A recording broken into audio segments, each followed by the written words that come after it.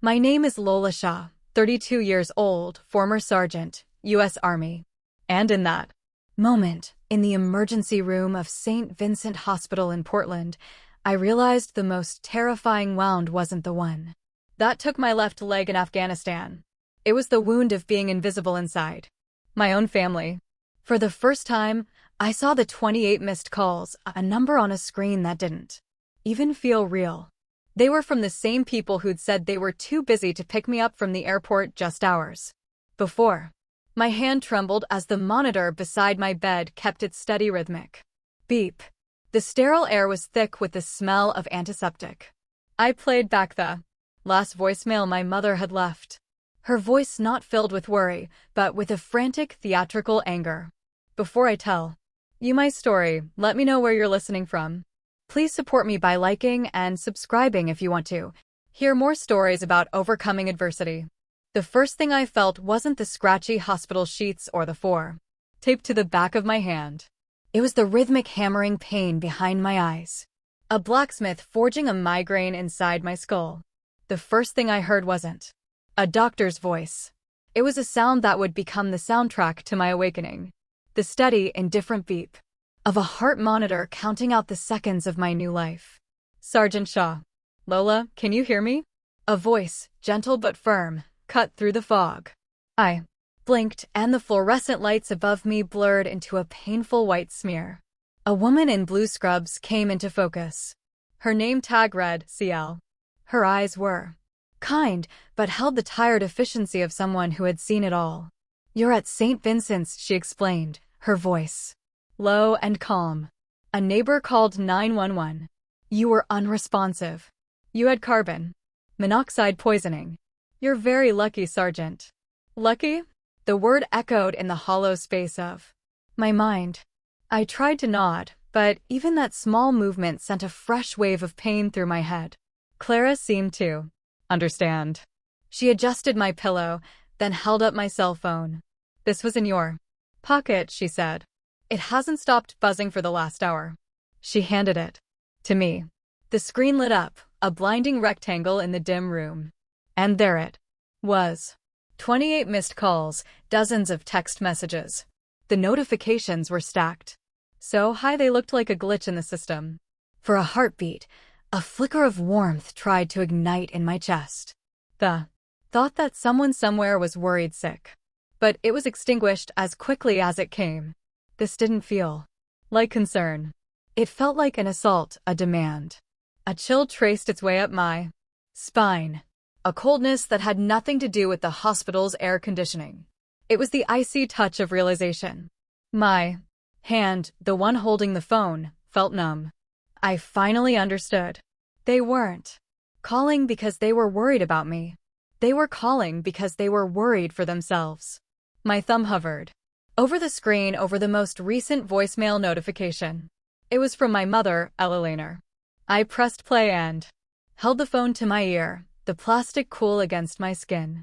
Her voice wasn't the trembling, tearful whisper of a mother who had just found out her daughter was in the ER. It was shrill, high-pitched with a familiar, theatrical panic. Lola, what on earth are you doing? The voice screeched, devoid of any warmth. Barbara next door just texted me. She said an ambulance was at the house. Do you have any idea how that looks? You're making us look like monsters. Call me back right now. The voicemail ended with an angry click. I pulled the phone away from my ear and stared at it. Silence. There had been no. Are you okay? No. Lola, what happened? No. Are you alive? Each of her words was a shard of glass embedding itself in my chest, not with a sharp, clean pain, but with the dull, grinding ache of an old wound being torn open. And in that sterile, beeping silence, the truth crystallized. In their meticulously curated world, the world of perfect Instagram family portraits and Lake Oswego real estate deals, I wasn't a daughter. I wasn't a soldier who had come home wounded. I was a public relations problem. A loose thread that threatened to unravel the perfect tapestry they had woven for themselves. Clara came back into the room carrying a small paper cup of water. She must have seen the look on my face, the way the phone had slipped from my fingers onto the blanket. Her professional mask softened into something like genuine empathy. Her eyes, which had seen so much, looked at me and truly saw me. "Do you want me to call them back for you, Sergeant?" she asked gently. I looked up from the phone, from the screen that represented a lifetime of feeling like an afterthought, and met her gaze. It was the first time all day, maybe the first time in years, that I'd looked into someone's eyes and not seen judgment or expectation. In that stranger's kindness, a strength I never knew I possessed began to rise from the depths of my exhaustion. "No," I said. My voice was a hoarse whisper, but it was unbreakable. "Thank you, Clara, but could you do something else for me?" I took a breath. "Could you block these numbers for me? At least for now." It wasn't an act of anger. There was no fire, no rage. It was an act of self-preservation. It was the quiet, desperate act of a soldier in a foxhole piling up sandbags against incoming fire. For the first time in my 31 years, I was choosing my own peace over their manufactured anxiety. Clara simply nodded, a silent acknowledgement passing between us. She took the phone and her fingers moved quickly over the screen. As she worked, my eyes scanned the other notifications I hadn't cleared. A text from my father, Arthur. My stomach clenched before I even opened it. The message wasn't a question about my health. It was a command. "Lola, the family lawyer, says you are not to speak to anyone until we've spoken to you. Don't make this worse." The cold transactional nature of the words made me feel sick. The family lawyer. They hadn't called a doctor for an update. They hadn't rushed to the hospital. They had called their lawyer. This wasn't a family tragedy. It was a legal crisis, a damage control situation. I clicked the power button and the screen went black, silencing the chorus of their demands. The only sound left was the steady rhythmic beep of the machine that was measuring my heartbeat. I leaned my head back against the stiff hospital pillow, the hammering pain, a dull throb now. I closed my eyes, but the images of the missed calls, the sound of my mother's voice, the cold text from my father were burned into my mind. How did it ever get to this? The question echoed in the sterile silence of my hospital room, and my mind, fragile as it was, drifted backward, pulling me into the memories of the day before. It started with a fragile, stubborn sliver of hope at 30,000 feet. The flight from Ramstein Air Base in Germany was an 18-hour ordeal. 18 hours trapped in a pressurized tube where every inch of my body ached. But the worst of it was the dull, throbbing fire in the stump of my left leg. It swelled in the cramped economy seat, a constant, brutal reminder of the piece of me I'd left behind in the dust of Kandahar. Every bit of turbulence sent a phantom shock wave up my spine around me. The plane was buzzing with a nervous, joyful energy. Young soldiers, barely out of their teens, were passing their phones back and forth, showing off pictures of girlfriends, new babies, and golden retrievers. They talked loudly about the first things they were going to eat. A real double cheeseburger from In-N-Out, their mom's pot roast, a slice of deep dish pizza. They were going home to a hero's welcome. I stayed silent, my headphones on with no music playing, just a dull hum to block out the world. I was clutching onto the hope that my own sacrifice, my own quiet endurance, would finally mean something to the people I was flying toward.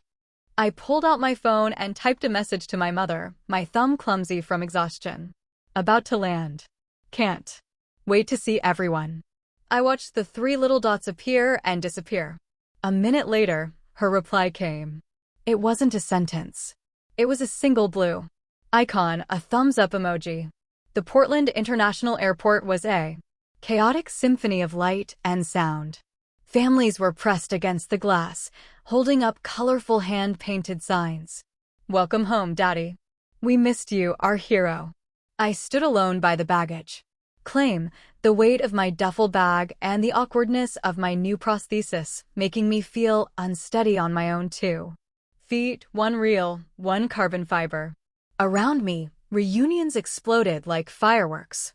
A wife leaped into her husband's arms, sobbing into his uniform. A little boy no older than 5 sprinted across the polished floor, and buried his face in his father's legs. I watched it all, feeling like a ghost haunting someone else's happy ending. I reached into my worn leather wallet and pulled out a faded dog-eared photograph. It was of Caleb, my husband, taken on the day he graduated from basic training. His smile so bright it could have lit up the whole airfield. I remembered the last time I saw him right before my final deployment. He held my face in his hands, his eyes serious. "When you come home, Lo," he'd said, his voice thick with emotion. "My whole world will be right here waiting for you." He was gone now, killed by the same war that had claimed my leg. And the rest of my world wasn't coming. My phone buzzed, and my heart gave a stupid little leap. Maybe it was them running late. It was a text from my brother Preston. "Sorry, sis. Last-minute client emergency. One of my big Lake Oswego listings. Can you grab an Uber? I'll send you the money later." Each word was a slap. Not even a phone call. Just a quick dismissive text, a business transaction. I stared at the message, then looked up at the joyful crowd around me. I'd never felt so invisible, so utterly alone. A soldier home from war, lost in the very place she was supposed to belong. The Uber ride was silent. The driver didn't ask where I'd come from. I watched the familiar green landscape of Oregon slide past the window. The tall Douglas firs and the gray drizzly sky feeling alien to me now. The car pulled up to the curb of my childhood home, the place I'd once thought of as a sanctuary. There were no lights on. Not even a porch light to welcome me home. A thick blanket of dead, damp leaves covered the walkway. The driver helped me with my bag, gave me a polite nod, and drove away, leaving me alone in the oppressive darkness. The air inside the house was cold and musty, the smell of dust and neglect. I flicked on a light. Nothing had changed, yet everything felt wrong. The refrigerator was a barren white cavern. A half-empty bottle of ketchup and an old jar of pickles were all that was left. On the granite countertop, propped against the fruit bowl, was a yellow sticky note in my mother's perfect looping cursive. "Lola, you'll have to turn on the heat yourself. The gas bill was sky-high this month." The casual cruelty of it stole the last of my strength. The cold wasn't just in the air anymore. It was in my bones. I didn't have the energy to face the stairs to find my old bedroom. I dropped my duffel bag on the floor and collapsed onto the living room's old floral sofa, the fabric rough against my cheek. Exhaustion was a lead blanket, pulling me down into a deep, dreamless state. I didn't know that the old gas furnace in the basement, the one my father always meant to get serviced, was faulty. I didn't know that, as it kicked on to fight the autumn chill, it was slowly, silently pumping colorless, odorless carbon monoxide into the sealed room. I drifted in the hazy space between sleep and something deeper. I saw him. Caleb. He was standing in a field of sunlight, wearing his favorite flannel shirt. That easy grin on his face. He wasn't saying anything. He just held out his hand. A profound sense of peace washed over me, a warmth that spread through my limbs, chasing away the cold. The sleepiness was so heavy. Now, so inviting. It felt like coming home. My last thought wasn't of fear. It wasn't a desperate fight for life. It was just a quiet, weary surrender. Finally, I can rest. The silence in that hospital room wasn't empty. It was filled with ghosts. The echoes of a lifetime spent learning to be quiet, to take up less space, to swallow my own pain so it wouldn't inconvenience anyone else. The 28 missed calls weren't the start of something new.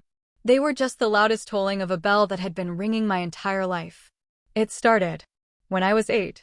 I was a fearless tree climber back then, and the giant oak in our backyard was my kingdom. One hot July afternoon, I slipped. I remember the sickening snap more clearly than the fall itself. The pain was a white-hot lightning bolt that shot from my wrist all the way up to my shoulder. But the memory that truly seared itself into my mind was the look on my parents' faces when I stumbled into the house, crying, cradling my arm. It wasn't concern. It was annoyance. Oh, for Heaven's sake, Lola, my mother, Eleanor sighed, putting a hand to her temple. Of all the times. Preston's championship game is in 2 hours. At the urgent care, the doctor confirmed it was a clean break. He set the bone and wrapped my arm in a heavy white plaster cast. On the way home, my parents were silent. They didn't comfort me.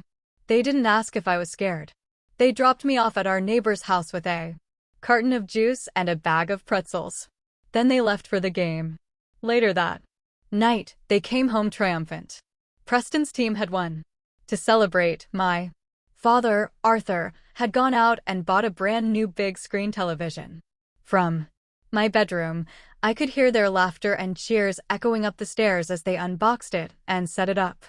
I sat alone on my bed, staring at the alien white weight on my arm, the tips of my fingers already swelling and blue. And I learned my first lesson. My pain was an inconvenience. My brother's victories were a cause for celebration. This pattern, this unspoken family doctrine, repeated itself over and over. 10 years later, after my high school graduation, my parents threw a big backyard barbecue. The air was thick with the smell of grilled burgers and fresh-cut grass. Most of the gifts and congratulations were for Preston. He'd just been accepted to the University of Oregon's football team. I, on the other hand, had earned a partial academic scholarship to Portland State. I was proud of it. I'd worked hard for it.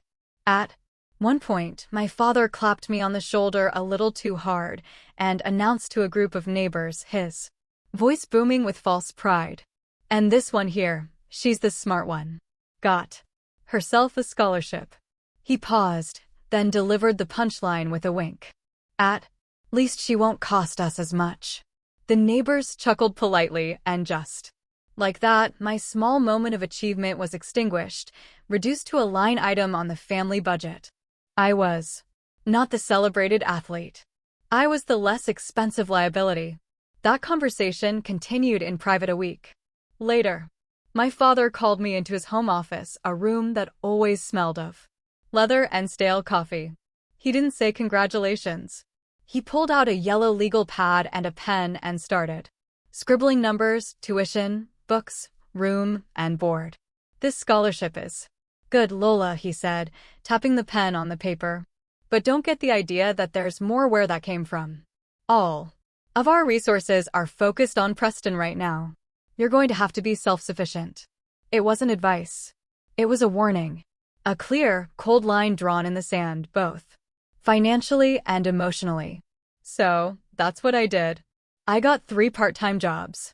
While I was at Portland State, I was a barista at 6 a.m., a library assistant in the afternoon, and a waitress on weekends. I was always tired, but I was self-sufficient. I met Caleb my junior year. He was the first person who ever saw the exhaustion behind my smile. One night, after a particularly grueling shift, I found myself telling him everything.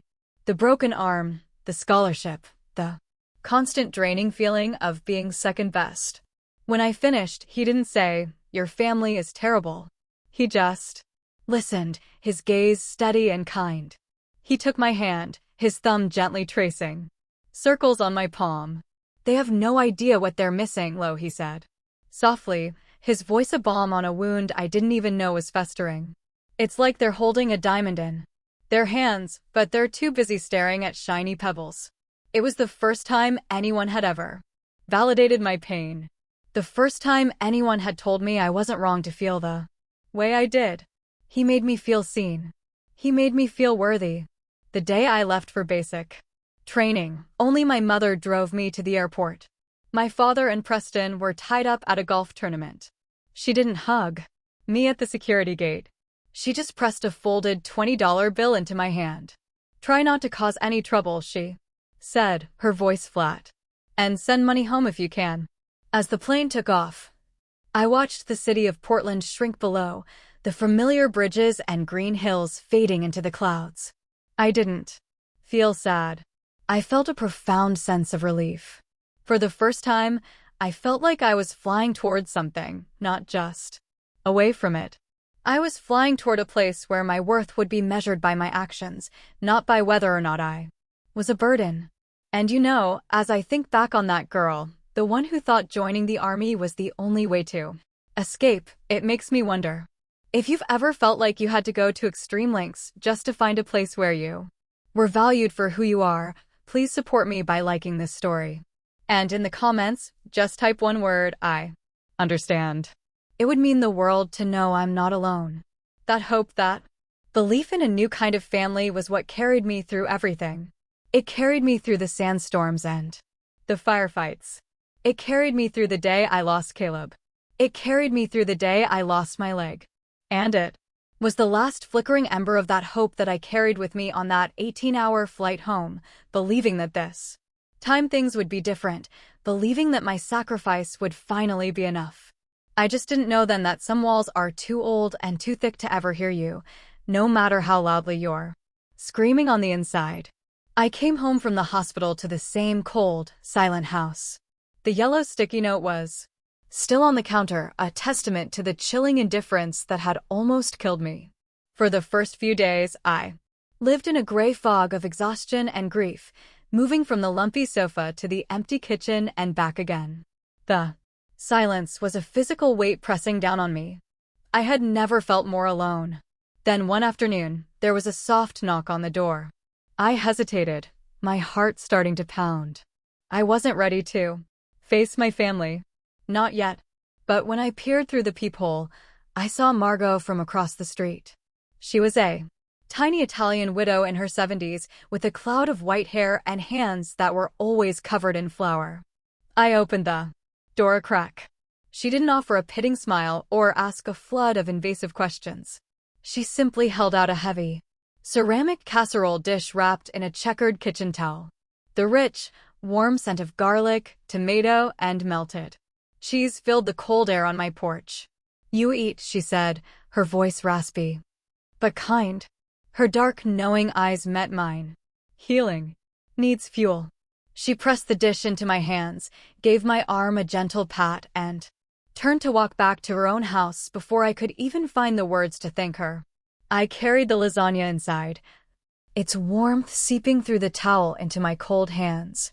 I sat at the kitchen table and ate directly from the dish with a fork. It was rich and savory, made with a love and care I hadn't tasted in years. Each bite was a small act of kindness that began to melt the thick layer of ice that had formed around my heart. It was the first hot meal I'd had in days. It was the first sign that I wasn't entirely alone. Unbeknownst to me, my story had begun to travel on whispers. Nurse Clara, the one who had blocked the numbers on my phone, had told her husband what she'd witnessed. He, in turn, mentioned it to a friend who worked as a producer at a local news station. That friend passed the story along to a young, hungry reporter named Julian Vance. Julian wasn't interested in a sensational headline. He was a Portland native, an idealist who believed in telling stories that mattered. He saw something more in my situation than just a family dispute. He saw a story about a soldier's return, about sacrifice and neglect. He started digging quietly, talking to my neighbor Margot, to a few people at the airport who remembered seeing a lone soldier waiting by the baggage claim. He was piecing together the truth, not for the drama, but for the principle of it. The morning after Margot's visit, I opened my front door to find a small rustic bouquet of wild flowers, Flacaid, Susans, and purple airs propped against the door in a glass jar. There was no note. The next day, it was a paper bag filled with fresh vegetables from someone's garden, a massive zucchini, and a handful of ripe red tomatoes. The day after that, a crisp copy of the Oregonian newspaper. Every morning brought a new small token of anonymous kindness. These were offerings from strangers, from neighbors I'd only ever waved to, and they were doing the one thing my family had never learned to do. They were showing up. Their silent, consistent presence was both a profound comfort and a painful reminder. Each thoughtful gesture was a bittersweet contrast to the empty promises and hollow words I was used to. These people, with their simple gifts, were telling me without a single word that I was worthy of care. One rainy Portland afternoon, a large gift basket appeared. On my porch, it was wrapped in cellophane and tied with a green ribbon, the color of my old high school. Inside, my breath caught in my throat. It was a curated collection of everything that tasted like home. A bag of dark roast from Stumptown Coffee, a few bottles of Rogue Dead Guy Ale, and a bar of Woodlock chocolate. Tucked inside was a handwritten card. I opened it, my fingers trembling slightly. It was from a group of my old classmates, people I hadn't spoken to in over a decade. The card read, "Lola, we heard you were home and wanted to send our love. We always remembered you as the kindest, smartest person in our class. We're so proud of your service and everything you are. Welcome home." I sank down onto the steps of my porch, oblivious to the damp cold. And I cried. I cried for the first time since coming home. They weren't tears of sadness or self-pity. They were tears of overwhelming, heartbreaking gratitude. These people remembered me. They saw me. It was later that week that the phone rang. It was an unknown number, and I almost let it go to voicemail. But something made me answer. "Sergeant Shaw," a man's voice asked. It was polite, respectful. "My name is Julian Vance. I'm a reporter with the local news." I immediately tensed, ready to hang up. "Please don't hang up," he said quickly, as if reading my mind. "I'm not calling for a cheap soundbite. I've been speaking to some people and I know your story. I know what happened when you came home." He paused, letting his words sink in. "And I believe it's a story that needs to be heard. Not for pity, Sergeant, for the truth." I listened, my heart a frantic drum against my ribs. "The choice is yours," he finished, his voice steady and sincere. "I won't pressure you, but if you decide to speak, I promise I will tell it right." The offer hung in the air between us, heavy with unspoken possibilities. This wasn't just an interview. It was a crossroads. It was a chance to take the narrative of my life out of the hands of the people who had tried to silence it. It was a chance to finally, after all these years, reclaim my own voice. That night, sleep was a stranger. Julian's offer echoed in the darkness of my living room, replaying itself over and over. "I promise I will tell it right." For hours, I paced the worn wooden floors, my prosthesis making a soft rhythmic tap-click on the boards. A war was raging inside me. On one side was the ingrained lifelong fear, the voice of my mother in my head warning me not to cause a scene, not to make trouble.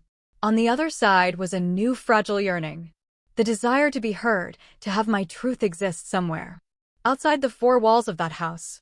Exhausted, I sat down and opened my laptop. I found myself searching for an old TED Talk I'd saved years ago, one by Brené Brown.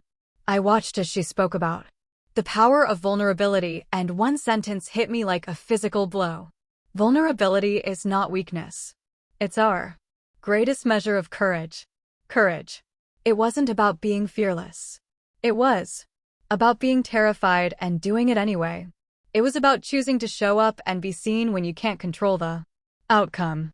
At that moment, something inside me settled. This wasn't about revenge. This was about reclamation. The next morning, my hand was steady as I dialed Julian's number. When he answered, I didn't waste time with pleasantries. "I'm ready," I said. Just 2 words, but they felt heavier than anything I'd ever lifted. He came to my house that afternoon. There was no intrusive camera crew, no bright lights. It was just him, a kind-faced man in his late 20s with a small professional audio recorder that he placed gently on the coffee table between us. He didn't start with the sensational questions I'd been dreading. He didn't ask about my leg or the war. He just looked at me with sincere eyes and asked, "Sergeant Shaw, tell me what it felt like to come home." And for the first time I did. The story poured out of me, not in a torrent of tears, but in a steady, even stream. I spoke of the bone-deep weariness of the flight, the sharp pang of disappointment at the airport, the hollow chill of the empty house. I described the single thumbs-up emoji and the sticky note about the gas bill. I didn't embellish. I didn't raise my voice. I didn't have to. The truth, stripped bare of all Emotion was damning enough. My voice was flat, heavy with the weight of years of swallowed words. I was simply a soldier giving her report, stating the facts as they had occurred. The story aired that night on the 6 o'clock news. It wasn't just a local news segment. It was a bombshell. Julian had kept his promise. He told it. Right. He juxtaposed my quiet, factual account with images of soldiers being welcomed home, with quotes from neighbors with the cold, hard facts of my service record. And then the storm broke. My phone, which I'd unblocked out of some morbid curiosity, started to vibrate. Then it didn't stop. It was a deluge. On Twitter, the hashtag Yehyas Welcome Home Lola was exploding. It started in Portland, then Oregon then. It was trending nationally. My dormant Facebook account was flooded with thousands of friend requests and messages. They were from other veterans. We see you, Sergeant. We've been there. They were from mothers. As a mom, my heart is broken for you. You deserve so much better. They were from sons and daughters who felt like the black sheep of their own families. Thank you for speaking my truth. I felt invisible for 20 years. They didn't just see a wounded soldier. They saw themselves. They saw their own silent battles. Their own quiet heartbreaks reflected in my story. For the first time, I wasn't invisible. I was seen by thousands of strangers, and their collective voice was a deafening roar of validation. Just as I was trying to process the wave of support, another story broke online. Preston, my brother, had posted on his professional Facebook page. He'd chosen an old family photo from years ago, one of those perfect posits from a family vacation in Hawaii. We were all smiling, tanned, a picture of American prosperity. His caption read, "Family is everything." Sometimes there are misunderstandings, but the love is always there. It's sad when some people choose to tell a distorted story just to get attention. Thinking of my sister and hoping she finds peace. The gaslighting was so blatant, so perfectly crafted, it took my breath away. He was painting me as unstable, a liar, an attention seeker. He was playing the victim. It was a masterclass in manipulation. And then, just as I was reading the furious comments pouring in under his post, my phone rang. My mother's name flashed on the screen. My hand shook as I let it go to voicemail. A second later, a new message from Preston. Then my father. The dam had broken. I listened to my mother's message first. The frantic, high-pitched panic was back, but this time it was laced with saccharine fake sobs. "Lola, how could you do this to your family?" She wailed. "After everything we've done for you, you're airing our private business to the entire world. You are so selfish." Next, Preston's. His voice was a low, guttural roar, the voice he used when a business deal went south. "You've ruined everything. Do you understand me? Everything. My clients are calling me. They're canceling contracts. My reputation is shot because of your little pity party." And finally, my father's. His was the calmest and by far the most terrifying. "Lola," he said, his voice cold and clipped like a CEO delivering bad news. "You have made a grave miscalculation. You will stop this now." I turned the phone off. I sat there in the quiet of my living room, the glow of the trending hashtag on my laptop screen, the echo of their voices still ringing in my ears. There was no "Lola, we are so sorry." No, "we messed up." No, "let's fix this." There was only rage at having their perfect image shattered. There was only selfish panic, only blame. And that more than the thousands of messages of support, more than the trending hashtag, was the only validation I ever truly needed. It confirmed in their own panicked, furious words that I had done the absolute right thing. The phone calls and voicemails were just the opening barrage. I knew the ground assault was coming. I just didn't know it would be so soon. 2 days after the story aired, my hospital room door burst open without a knock. It wasn't a doctor or a nurse. It was my family. They marched in like an invading army on a mission of damage control. My father, Arthur, led the charge, his face a thundercloud of controlled fury. My mother, Ella Laner, trailed behind him, dabbing at her puffy red-rimmed eyes with a tissue. A performance of sorrow. So theatrical it was insulting. In her other hand, she clutched a bouquet of cheap grocery store carnations, the floral equivalent of a half-hearted apology, and Preston, my brother, hovered near the back, his eyes glued to his phone as if the fate of the free world depended on his Twitter feed. They weren't here to see their wounded daughter. They were here to extinguish a media firestorm. My mother didn't even look at me. Her first act was to stride to the window overlooking the hospital parking lot, her heels clicking sharply on the linoleum. She yanked the plastic blinds shut with a loud clatter. "Do you have any idea that reporters are camped out down there?" she hissed, her voice a venomous whisper. "This is a complete humiliation." That one act, that single gesture told me everything I needed to know. Her priority wasn't my well-being. It was the optics. My father stepped forward, assuming the role of the disappointed but reasonable patriarch. His voice was laced with that familiar, condescending tone he used when closing a difficult sale. "Lola, we are a family," he began as if reciting a line from a script. "Whatever issues we have should be handled in private. You've blown this entire situation completely out of proportion." My mother turned from the window, the crocodile tears now flowing freely. "I know I'm not a perfect mother, Lola, but I love you," she sobbed, clutching the carnations to her chest.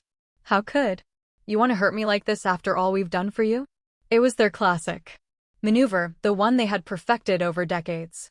The narrative shift. In their play, I was always cast as the villain, the ungrateful daughter, the troublemaker, the one who was too sensitive. They were simply the long-suffering parents doing their best. For 31 years, I had played my part. I had accepted the role. But this time, their one-woman audience was no longer buying a ticket to their show. I pushed myself up against the pillows, the movement slow and deliberate. My calm seemed to unnerve them. They were prepared for tears or shouting. They were not prepared for the quiet, chilling stillness of a soldier who had seen real combat. I was 8 years old when I broke my arm. I began, my voice even and steady, cutting through my mother's fake sobs. The room fell silent. "You left me at the neighbor's house so you could go to Preston's baseball game." I looked directly at my father. He flinched. "When I got that scholarship to Portland State," I continued, my gaze unwavering. "You told me I had to be self-sufficient because all family resources were going to Preston." I turned to my mother, who had stopped crying and was now staring at me, her mouth slightly agape. "When I was lying in a hospital bed in Germany after losing my leg, the first thing you asked me on the phone was about my life insurance payout." I let the words hang in the sterile air, each one a carefully placed charge, detonating the foundation of their lies. I looked from one stunned face to the next. "This isn't a misunderstanding," I said, my voice dropping to an icy whisper. "This is a pattern." The silence was broken by Preston. He finally looked up from his phone, his arrogant smirk crumbling into raw, unfiltered rage. "Oh, cut the crap, Lola," he spat. "You're just doing this for the attention." And there it was, the final fatal blow. The same accusation he'd hurled on Facebook, now delivered to my face. It was the last thread of a cord that had been fraying my entire life. And it snapped. I looked at my brother, at this man who had been the sun my family orbited around, and I felt nothing. No anger, no sadness, just a vast, empty finality. I was no longer the timid little sister, desperate for a scrap of his approval. I was a woman who had survived IEDs and firefights. His petty insults were nothing. "No, Preston," I said, and my voice was as cold and sharp as a surgeon's scalpel. "You're the one who has always needed the attention." I took a breath, a deep, cleansing breath of freedom. "I'm done."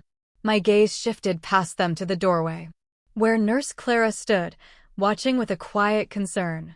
She had come to check on me, but had paused, sensing the gravity of the moment. Our eyes met, and in that moment, I knew I wasn't alone in the room. Clara, I said, my voice clear and strong. Would you please escort these people up? My father's face went purple with rage. You can't be serious. He sputtered. They are no longer my visitors, I stated, looking not at him, but at the nurse who had shown me more kindness in 2 days than he had in a lifetime. There's a moment in your life when you finally draw the line. It's terrifying, but it's also the most empowering thing you can ever do. If you've ever had a moment where you finally said enough is enough, please support this story with a like and in the comments. I'd be so grateful if you just wrote 2 simple words. Line drawn. Let's see how many of us have been there. Clara nodded once, her expression firm and professional. She stepped into the room. All right, she said to my family, her voice leaving no room for argument. Visiting hours are over for you. This way, please. Watching them be ushered out of my room, my sputtering father, my weeping mother, my furious brother, I didn't feel a sense of victory. I didn't feel triumphant. I just felt light.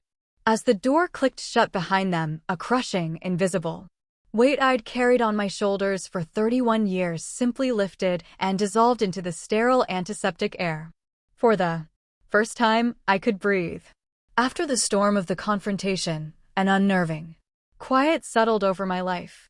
The angry phone calls stopped. The manipulative texts ceased. For the first time, there was silence. But it wasn't the lonely, heavy silence of before. It was a clean, empty space, a foundation cleared of rubble, waiting for something new to be built. And the rebuilding process began not with a grand gesture, but with a single excruciating step. My first physical therapy session at the Portland VA hospital was an exercise in humility. My new prosthesis felt like a foreign object strapped to my body, a clumsy, painful anchor. My therapist, a no-nonsense former Marine Master Sergeant named Gus, had me stand between 2 parallel bars. All right, Sergeant Shaw, he said, his voice a growly baritone. Let's see you walk. My first step was shaky. The second was worse. On the third, my knee buckled and I went down, landing hard on the padded mat. I braced myself for him to rush over and help me up. He didn't move. He just stood there, arms crossed over his massive chest. Falling is part of learning to walk again, Sergeant, he stated, his gaze intense. Now, show me how you get up. His method wasn't just about rebuilding muscle. It was about rebuilding willpower. Every grueling session, every trembling step between those bars was more than just physical exercise. It was me reclaiming my independence 1 painful inch at a time. It was an affirmation spoken not with words, but with sweat and sheer grit that I could and would stand on my own.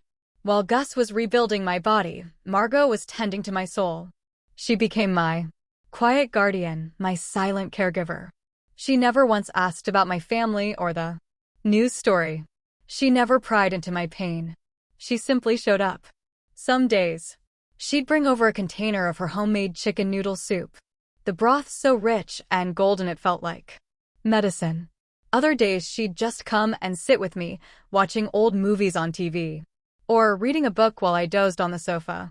Her presence was a comforting, non-judgmental warmth that asked for nothing in return. One afternoon, she found me sitting at the kitchen table, staring into space, wrestling with a familiar, suffocating guilt.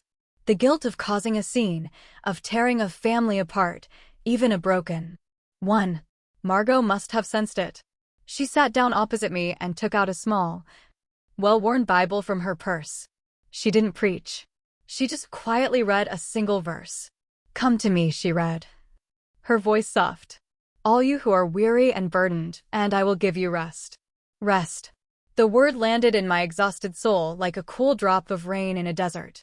For my entire life, I'd believed that my worth was tied to my utility, my strength, my ability to endure without complaint. Margot, with those ancient, gentle words, was giving me permission to be tired. She was giving me permission to accept care without feeling like a burden. My other sanctuary was the waiting room of the VA. It was a world unto itself, filled with people who understood. Among them was Frank, a Vietnam vet in his late 70s, with a perpetually grumpy expression and a faded Marine Corps tattoo on his forearm. For weeks, he'd only ever give me a curt nod. But one day, he saw me staring blankly at the wall, lost in a particularly dark memory. He shuffled over and sat down in the plastic chair next to me, sighing as he settled in. "They'll never get it, kid," he said gruffly without any preamble. I turned to look at him, startled. "Civilians," he clarified, staring straight ahead. "They see the uniform, but they don't see the cost. They don't see what you leave behind over there or what follows you back here." He finally turned to look at me, his eyes surprisingly clear and sharp. "Don't expect understanding from people who haven't walked a mile in your boots. You'll just wear yourself out trying." His blunt, almost brutal honesty was more comforting than 100 sympathetic platitudes. It validated the profound sense of isolation I'd felt since coming home. He wasn't telling me I was wrong to feel alone. He was telling me I had every right to. A week later, he approached me in that same waiting room. He wordlessly handed me a small carved wooden box. I opened it. Inside, nestled on a bed of faded velvet, was an old, tarnished insignia pin. "I've had that for 50 years, he said, his voice low. "It reminds me that the scars you can see don't mean a damn thing compared to the battles you fight on the inside." He looked me straight in the eye. "You're winning your battle, soldier. You hold on to that." I closed the box, the smooth wood warm in my hand. The simple, humble gift felt more valuable than a medal. The final piece of the foundation fell into place during a group therapy session. I mostly just listened, not ready to share my own story. A young female Air Force veteran, a girl who couldn't have been more than 22, was talking. She spoke in a quiet, ashamed voice about how she'd been sleeping in her Honda Civic for the past month because she couldn't pull together enough money for a security deposit on an apartment. Her story hit me like a physical shock. I saw my own struggle reflected in hers, just in a different, more desperate form. My abandonment had been emotional, a matter of the heart. Hers was systematic, a failure of the very country she had served. I thought about the thousands of veterans who came home, not to a cold, empty house, but to no house at all. Veterans with no Margot to bring them soup, no Frank to offer a quiet word of understanding. And in that moment, listening to that young woman's quiet desperation, a seed of an idea began to germinate in the cleared-out space of my heart. It was a fragile, tentative thought, but it was there. Maybe the purpose of my own pain wasn't just to be survived. Maybe it could be a bridge. Maybe I could use my story to build something that would help my sisters in arms so that none of them would ever have to face the silence and the darkness alone. The idea that had sparked in the therapy group refused to be ignored. It was more than a fleeting thought. It became an obsession, a quiet hum of purpose that buzzed beneath the surface of my days. I spent hours online, researching the specific frustrating gaps in the support system for female veterans. The big organizations did great work, but they were slow. What about the immediate small-scale emergencies? The flat tire that keeps a vet from a job interview. The unexpected utility bill that could lead to an eviction. The bus ticket needed to escape a bad situation. A week later, I called Julian Vance. We met at a bustling coffee shop in the Pearl District. The air filled with the aroma of freshly ground espresso and the murmur of conversation. I felt a nervous energy crackling in my veins, a feeling I hadn't had in a long time. It wasn't fear. It was anticipation. "So, what's on your mind, Sergeant?" he asked, sliding a latte across the table to me. I took out a pen and grabbed a paper napkin. The idea was still a jumble in my head, but as I started to speak, it began to take shape. I sketched it out for him right there on the thin paper. "It's a rapid response fund," I explained, my words coming faster now. "For female vets in crisis. Not huge grants. Small immediate micro-grants. A few hundred for a security deposit. Money to get the power turned back on. A bus ticket home. No long bureaucratic applications. Just quick, decisive help to get them over the immediate hurdle. Julian listened intently, his eyes fixed on the napkin. When I finished, he didn't say it was a nice idea or that it would be difficult. He leaned forward, his expression serious, and tapped a finger on my crude drawing. "This isn't just a good story, Lola," he said, his voice filled with a conviction that mirrored my own. "This is a mission." That was all I needed to hear. With Julian's media savvy and the help of a pro bono lawyer he knew, things moved with surprising speed. We filed the paperwork, set up a simple website, and established a bank account. All it needed was a name. And for me, there was only one choice. It would be called Caleb's Legacy. It was a way to honor his unwavering belief in service, a way to transform my deepest loss into a living, breathing source of hope for others. Our first official meeting wasn't held in a fancy boardroom. It took place in the drafty, echoing community room of a local church with its fluorescent lights and worn-out linoleum floors. There was no stage, no microphone, just a circle of mismatched chairs. About 15 people showed up. Margot was there, a warm smile on her face. My physical therapist, Gus, stood in the back, his arms crossed, and sitting right in the front row was Frank, the grumpy Vietnam vet, looking as skeptical as ever. A few other veterans I'd met at the VA were scattered throughout the small crowd. My heart hammered against my ribs as I stood before them. I felt more nervous at that moment than I had during any firefight. I stood tall, planting my feet, one flesh, one carbon fiber, firmly on the ground. I had written a speech, but looking at their familiar, supportive faces, I folded the paper and put it in my pocket. I used to think family was about blood. I began, my voice quiet but clear in the small room, about who you were born to. But the war and coming home, it taught me something different. I looked at Margot. Family is the person who shows up when you've fallen. Family is the person who brings you a hot plate of lasagna when you're too broken to cook for yourself. My eyes found Frank and Gus.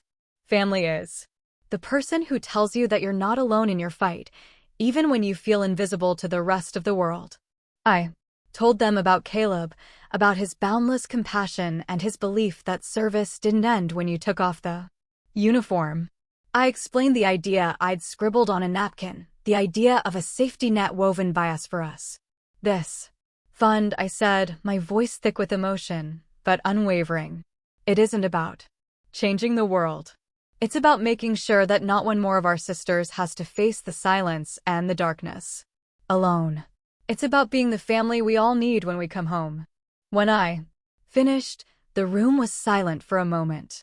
Then Frank, without a word, reached into his worn leather wallet. He pulled out a crumpled envelope and walked up to me. He pressed it into my hand.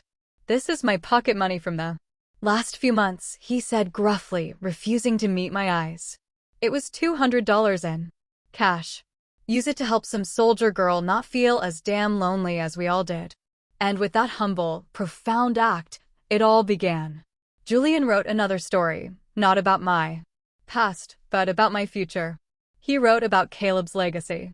The article shared with the hashtag #CheWelcomeHomeLola ignited a new kind of firestorm, not of outrage, but of support. The initial trickle of donations became a steady stream. Local Portland businesses, bakeries, breweries, software companies started calling, offering to partner with us. Veterans groups from all over Oregon reached out wanting to know how they could help. My life, once defined by what I had lost, was now being defined by what we were building. The woman who felt invisible was now the hub of a growing network of connection and hope. There was no time to dwell on the past anymore. I was too busy. We were too busy. The 6 months that followed were a study in the nature of silence. The loud, angry silence of my family's initial fury eventually faded, replaced by something far more telling. The quiet, clumsy attempts to pretend nothing had ever happened. My phone, once a weapon against me now, occasionally delivered pathetic olive branches. My mother would text me glossy photos from her vacation in Florida. Sunsets over the Gulf of Mexico, pristine golf courses with cheerful hole captions. Thinking of you. How are you feeling? As if her concern could be measured in pixels. Around Thanksgiving, a short-term message from Preston appeared. Mom's making a turkey. You can come if you want. It wasn't an invitation. It was a test. They weren't apologies. They were clumsy, self-serving attempts to pull me back into their orbit, to smooth over the cracks in their perfect facade, and most importantly, to alleviate their own guilt. I never replied. I simply read the messages, archived them, and moved on. My silence was no longer a cage of my own making. It was a shield, a boundary. One Tuesday morning, the universe decided to test that boundary. I was at a small cafe near my house, waiting for a coffee when she walked in. My mother. Ella Laner looked older than I remembered, the lines around her eyes deeper, her posture less confident. She saw me and froze, a deer caught in the headlights. A flicker of panic crossed her face before she rearranged it into a brittle, social smile. She approached my table, clutching her designer handbag like a life raft. She started with meaningless small talk, chattering about the dreary Portland weather, about Preston's booming real estate business. It was awkward, stilted. I just listened, sipping my coffee, offering nothing. Everyone misses you, Lola. She finally stammered, her gaze darting around the room, unable to meet mine. I looked at her then, really looked at her, and I felt nothing of the old anger, none of the familiar aching need for her approval. I just saw a woman I used to know, a woman trapped in a narrative she was desperate to maintain. I hope you're doing well, Mom, I said, my voice gentle but firm. And then I stood up, picked up my coffee, and walked away. That brief, painful encounter confirmed what I already knew deep down. There was nothing left to say. The bridge between our two worlds had not just been damaged, it had been burned to the ground, and I had no interest in rebuilding it. We were strangers, bound only by a shared history and a web of DNA. I learned about the aftermath of their lives, not through direct contact, but through the neighborhood grapevine, courtesy of Margot. Over our weekly Sunday dinners, she would occasionally share snippets she'd heard from old neighbors. There was no public shaming, no dramatic downfall. The consequences for the Shaw family were quieter, more insidious. Margot told me their annual much-hyped 4th of July barbecue had been a subdued affair. The invitations to neighborhood Christmas parties had mysteriously dwindled. The friendly waves from across the street had been replaced with polite, distant nods. They hadn't been publicly condemned. They had simply lost the one thing they valued above all else, their audience. Their perfect family mask had been revealed for what it was, and the community, in its own quiet way, had stepped back. The respect and admiration they had worked so hard to curate had evaporated, leaving them isolated in their perfect, empty house. One evening, while scrolling through a local business journal online, I saw an article about Preston. He had won a Realtor of the Year award. There was a photo of him smiling his brilliant salesman's smile holding a glass trophy. I read a quote from his acceptance speech. I couldn't have done this without the foundation of my family. He'd said, their unwavering support through the tough times has been my rock. 6 months ago, reading those words would have felt like a knife twisting in my gut. Now, it didn't hurt. It was just pathetic. I almost felt a pang of pity for him for his desperate need to maintain a lie. His victory didn't affect me. His words had no power over me. That night, I started reading a book Margot had given me, Viktor Frankl's Man's Search for Meaning. I came across a passage that seemed to be written directly for me. Frankl wrote, when we are no longer able to change a situation, we are challenged to change ourselves. And I realized that's what I had been doing all along. I couldn't change my family. I couldn't force them to feel remorse, to understand, to apologize. Expecting them to change was a prison of my own making. The only thing I could control was my own reaction. The only person I could change was myself. In that quiet moment, I finally let them go. Not with anger, not with a dramatic declaration, but with a quiet, profound acceptance. I accepted them for who they were. Strangers who shared my DNA. People who would forever be a part of my history but would no longer be a part of my present. The acceptance didn't bring me joy, but it brought me something far more valuable. It brought me freedom. Freedom from expectation, freedom from pain, and freedom from the hope that they would one day finally see me. It's been a year since the day I came home, a year since the 28 missed calls and the cold, empty house. So much has changed. And yet the most important changes are the ones you can't see. I'm standing in my backyard. The late afternoon sun warms my face and a gentle breeze rustles the leaves of the new sunflowers I planted along the fence. I press my barefoot, my real one, into the soft, cool grass. I feel the solid strength of my prosthetic on the other side. I am steady. I am balanced. The garden, which was a tangled mess of weeds and neglect, when I arrived, is now a vibrant tapestry of lavender, thriving tomato vines, and bright yellow squash blossoms. Margot's laughter drifts over the fence from her own yard, a familiar and comforting sound. I'm kneeling now, my hands deep in the rich, dark soil. In front of me is a small, hopeful-looking oak sapling. I'm planting it in the exact spot where the old giant oak tree once stood. The tree I fell from when I was 8. For a long time, this spot in the yard held a ghost for me. A memory of pain and inconvenience. But not anymore. As I gently pack the earth around the young tree's roots, I'm not erasing the past. I'm transforming it. I'm planting a future in the very soil of an old wound, turning a place of trauma into a place of growth. My life now is a collection of small, beautiful things. It's the strong, bitter taste of the coffee Julian and I share on Wednesday mornings when we meet to go over the foundations. Finances. It's the comforting weight of Margot's cat sleeping on my lap during our Sunday night movie sessions. It's the sound of genuine, unburdened laughter on the other end of the phone when I call a young veteran in Salem to tell her that Caleb's legacy has covered her security deposit, that she doesn't have to sleep in her car anymore. I've rediscovered the joy and things I'd long forgotten. The clean, earthy smell of the air after a Portland rain shower. The surprising sweetness of a sun-warmed tomato picked right off the vine. The simple, profound feeling of being steady on my own 2 feet. There's a quote from Maya Angelou that I keep taped to my desk right next to Caleb's picture. It says, "I can be changed by what happens to me, but I refuse to be reduced by it." I look at it every day.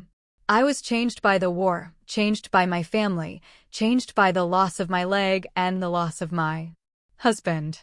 But I was not reduced. I was remade. Caleb's legacy has grown beyond anything I could have imagined. We're a respected nonprofit in Oregon now, a vital resource for hundreds of women who find themselves falling through the cracks. I am no longer Lola Shah, the victim from the news story. I am Lola Shah, the founder, the soldier who took the shrapnel of her own life and forged it into a shield for others. Caleb's photo sits on my desk, watching over everything. The handsome, smiling man in the picture is no longer a painful reminder of what I've lost.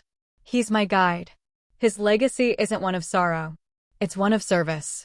A quiet but constant North Star that shows me the way forward. The sun is beginning to set, painting the sky in soft shades of orange and purple.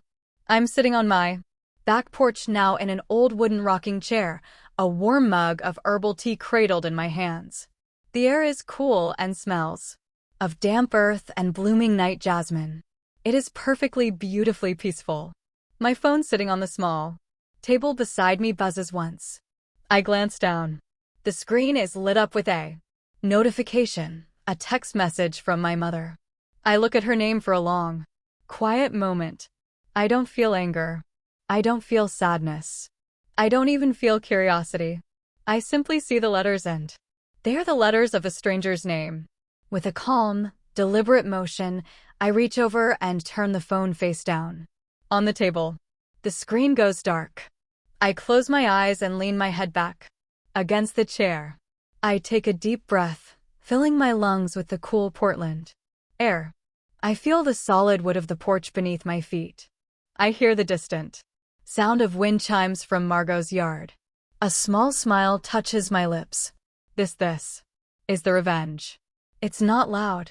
It's not bitter. It's not a victory march or a final cutting remark. It's just this, the quiet hum of a life well lived. The warmth of a teacup in my hands. The unshakable, profound, and radical act of being at peace. Peace is the quietest and the sweetest revenge of all. Before we go, I just want to say one last thing. Thank you. Thank you for listening and for hearing me. My story has found its peace, but I know so many of you are still in the middle of yours. This channel was created to be a space for stories just like this.